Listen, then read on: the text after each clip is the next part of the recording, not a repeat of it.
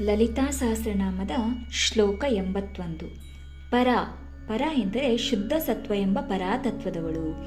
ಪ್ರತ್ಯಕ್ಷೀತಿ ರೂಪ, ಆಕಾಶದ ಶಾಂತರ್ಗತವಾಗಿರುವ ಹಾಗೂ ನಮ್ಮ ತಿಳುವಳಿಕೆಗೆ ನಿಲುಕದ ಜ್ಞಾನದ ಆನಂದದ ಸ್ವರೂಪ ಎಂಬ ಪ್ರತ್ಯಕ್ ಚಿದ್ರೂಪಳಾಗಿರುವವಳು. ಪಶ್ಯಂತಿ, ದೇವತಾ ಭಾವನಾ ರೂಪವನ್ನು ತೇಜಸ್ಸಿನಲ್ಲಿ ಧರಿಸಿಕೊಂಡು ಧ್ಯಾನ ಮಾಡುವುದೆಂಬ ಪಶ್ಯಂತಿ ಸ್ವರೂಪಿಣಿಯು. ಪರದೇವತಾ, ಪುಣ್ಯ ಪರಿಪಕ್ವ ಕಾಲದಲ್ಲಿರುವ ಅಂತರ್ಮುಖಿ ಉಪಾಸಕನಿಗೆ ತಾನಾಗಿಯೇ ಸಗುಣವಾದ ತೇಜೋರೂಪಿನಲ್ಲಿ ದರ್ಶನ ಕೊಡುವ ಉಪಾಸನ ದೇವತೆ ಎಂದರ್ಥ.